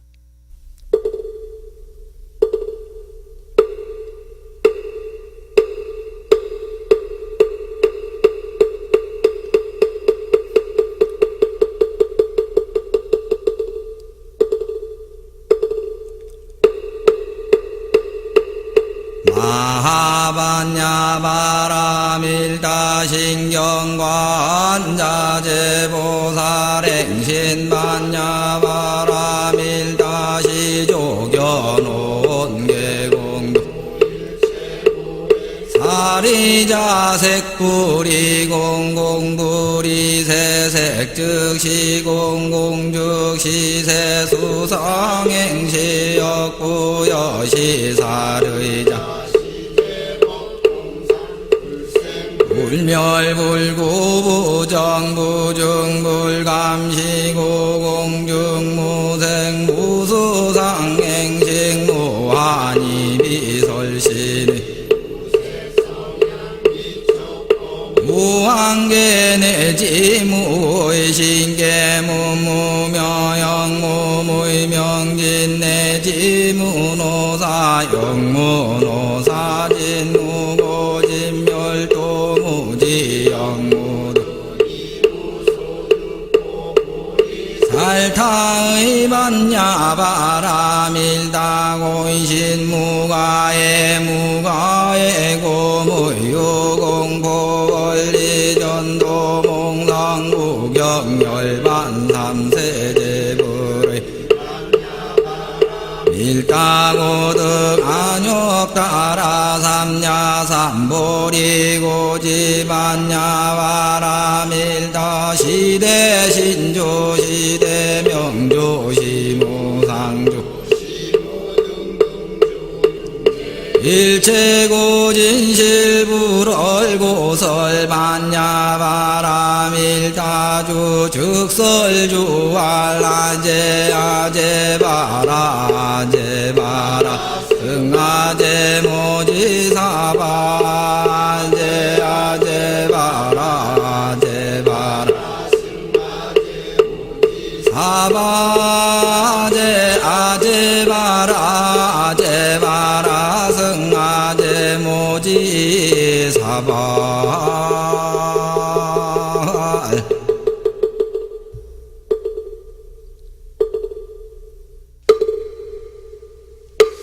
다음에는 화암 스님의 독경으로요 438자로 구성된 표준 한글 반야신경을 합송하겠습니다. 법요지 108쪽입니다. 마하반야바라밀다 심경반자제보살이 깊은 반야바라밀다를 행할 때 오니 공한 것을 비추어 보고 온갖 고통에서 건너느니라. 사리자여 색이공과 다르지 않고 공이색과 다르지 않으며 색이고 공이요 공이고 색이니 수상행식도 그러하니라. 사리자여 모든 법은 공하여 나지도 멸하지도 않으며 더럽지도 깨끗하지도 않으며 늘지도 줄지도 않느니라. 그러므로 곧 가운데는 색이 없고 수상행식도 없으며 안이비설신의도 없고 색성향 미촉법도 없으며 눈의 경계도 의식의 경계까지도 없고 무명도 무명이담까지도 없으며 늙고 죽음도 늙고 죽음이 다함까지도 없고 고진 열도도 없으며 지혜도 덤도 없느니라. 얻을 것이 없는 까닭에 보살은 반야바라 밀다를 의지함으로 마음에 걸림이 없고 걸림이 없으므로 두려움이 없어서 뒤바뀐 헛된 생각을 멀리 떠나 완전한 열반에 들어가며 삼세의 모든 부처님도 반야바라밀다를 의지함으로 세상의 깨달음을 얻느니라. 반야바라밀다는 가장 신비하고 밝은 주문이며 위 없는 주문이며 무엇과도 견줄 수 없는 주문이니 온갖 괴로움을 없애고 진실하여 허망하지 않음을 알지니라. 이제 반야바라밀다주를 말하리라. 아제 바라 승아제 모지사바 아제 바라 승아제 모지사바 아제 바라 승아제 모지사바.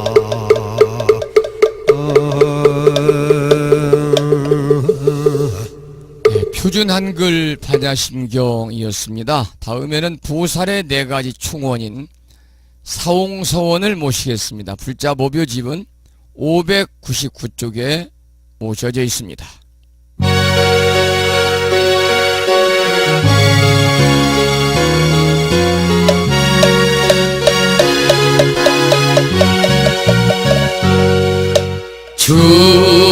중생을 다 건지오리다 번뇌를 다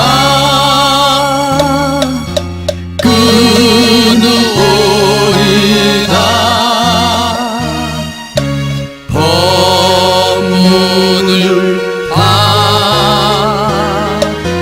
배우오리다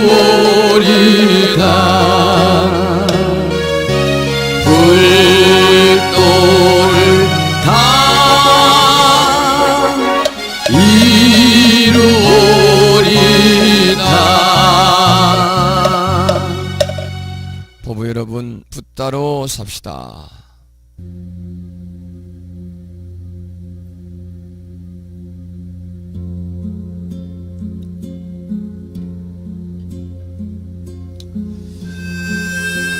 주무셔야 되고 또 잠이 초저녁 잠이 없는 분들은 특히 우리 우바이 법부님들 보살님들께서는 또 이 시간 연수국도 보시고 우리 거사님들은 종합편성 채널 TV도 시청하고 그럴 시간입니다만은 아니면 가족들과 함께 단란하게 또 티타임이라도 이렇게 할 시간인데 2시간 10분 동안 함께 해주신 법부님들에게 감사의 말씀을 드리겠습니다. 이제 지금 공부한 반야심경 오늘 무창보 불교대학 75번째 수업이었고요. 반야심경 7번째 수업을 마쳤습니다. 다음 시간이면 반야심경이 마무리되고 이어서 반야심경보다는 좀 양이 많은 천수경을 공부하게 됩니다. 우리가 절에 가서 법회라든지 불공에 동참하시면 빠짐없이 보례진언을 하고 천수경을 독송하고 있습니다만 천수경을 이으면서도 그 의미가 무엇인지 모르고 그냥 따라서 이으는 분들이 상당히 많습니다. 이번 기회를 통해서 반야심경과 천수경에 담긴 심오한 뜻을 우리가 100% 퍼펙트하게는 다 우리가 이해하지 못하지만 어느 정도라도 우리가 이해를 하게 되면 절에 가서 또 모든 크고 작은 법회에서 반야신경을 합송하거나 불공시간의 천수경을 우리가 독경을 해도 더 환희심이 생기고 더 마음에 와닿지 않을까 그렇게 생각을 합니다. 이 강의를 오늘 들으신 분 중에서 다음에 공부할 교재 천수경이 없는 분들은 대한민국 조계종 출판사에서 출간한 무비스님의 천수경 교재가 필요하신 분은 개인적으로 저에게 문자 메시지나 전화나 이메일이나 팩스를 통해서 우편물을 받을 수 있는 정확한 주소와 이름과 전화번호를 보내주시면 제가 시쳇말로 묻지도 따지도 아니하고 우리 법부님들께 십시일반으로 내신 무장부기대 회비로 구입한 교재를 무상 보시해드리도록 그렇게 하겠습니다. 교재가 필요하신 분들은 전혀 부담 느끼지 마시고 저는 단지 여러분들이 내신 한 학기 5만원씩 내시는 그 회비를 이렇게 가지고 교재를 구입을 해서 제가 포장을 해가지고 우체국 나가는 그러한 심부름만 하는 것이고 다 여러분들의 보시에 그러한 은덕으로 도반들과 함께 나눌 수 있다 이렇게 생각을 합니다. 다음에 공부할 무비스님의 천수경 조계종 출판사에 편찬한 책이 필요하신 분은 연락을 주십시오. 그런 부탁의 말씀을 드리겠습니다. 그리고 문자 메시지를 통해서 전라북도 김제의 보부신법부님 그리고 경기도 경상남도 거제시의 정법평 법부님 서울에 살고 계시는 대덕수 법부님 반야 바람일다를 의지하여 걸림이 없는 삶이 되도록 노력하겠습니다. 이런 말씀을 주셨네. 경기도 부천의 원행아 법부님 큰 행사 마치고 아직 피곤하실 텐데 2시간 근념하셨습니다. 그러셨습니다. 감사를 드립니다. 또 카페를 통해서 글을 올려주신 분들이 몇 분 계시네요. 제주특별자치도 서귀포시에 살고 계시는 원력화 법부님 여독이 다 안 풀렸을 텐데 2시간 열강이었습니다. 감사합니다. 그러셨습니다. 강원도 강릉의 성덕수 법부님 차분해서 공부하기 참 좋았습니다. 그랬고요. 충남 보령의 보현신 법부님 긴 시간 동안 근념하셨습니다. 대구 광역시의 법성화 법부님 내일 아침에 뵙겠습니다. 표준 한글 반야심경으로 하루를 마무리합니다. 충남 보령의 길상화 법부님 2시간 동안 근념하셨습니다. 이러한 또 고마운 말씀을 또 주셨습니다. 자, 이제 물러가면서 강의가 있는 날 생신을 맞으신 분들이 계시면 제가 꼭 소개를 해드리고 있습니다만은 지난번은 워크샵 오는 날이 마침 원광거사님의 생신이시라서 함께 또 축하의 시간을 가졌는데요. 오늘은 스마트폰을 통해서 동참하신 대전광역시에 살고 계시는 일심지 법부님 신축생이신데요. 생신을 맞으셨습니다. 그래서 제가 카페에도 올려놓고 불미딱금에도 올려놨습니다만 참으로 많은 분들이 생신을 축하하는 댓글을 달아주셨습니다. 감사드리고 마지막으로 대전광역시 동구 용전동에 살고 계시고 무창불교대 도반이신 일심지 법부님의 55번째 생신을 축하드리는 생신 축하의 노래를 한 곡 올려놓고 띄워드리면서 여기서 물러가고요. 다음은 11월 1일 젊은 친구들은 빼빼로데이다 이렇게 얘기합니다만 그날이 바로 뭐냐면 가래떡데이입니다. 그래서 농업인의 날이거든요. 11월 11일 젊은 친구들의 용어로 빼빼로데이, 나이 드신 분들의 용어로 가래떡데이. 그날 저녁에 여러분 만나 뵙기를 소망하면서 여기서 저는 물러가도록 하겠습니다. 오랜 시간 동안 여러분 근념하셨습니다.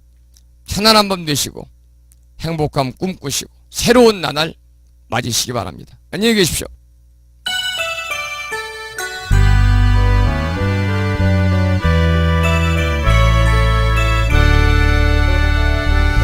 부산에 사시는 연화신 법부님께도 감사드립니다.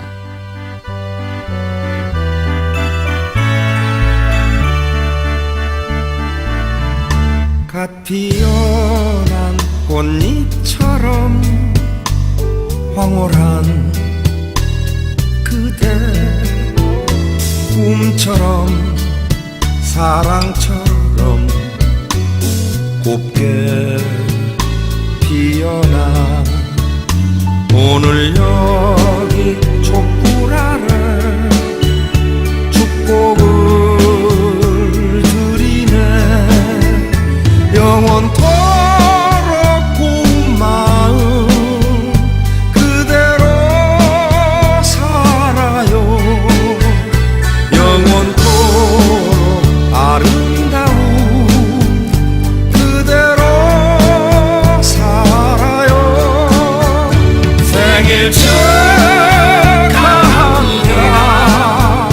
당신의 생일을 생일 축하합니다 당신의 생일을 아침 햇살 이슬 먹은 눈부신 그대 비바람 성가셔도 어여삐 피어나 오늘 여기 그대 위해 축복을 드리네 영원토록 고운 마음 그대로 살아요 영원토록 아름다운 그대로 살아요 생일 축하합니다 당신의 생일을 생일 축하합니다 당신의 생일을 Happy birthday to you Happy birthday to you Happy birthday to you Happy birthday to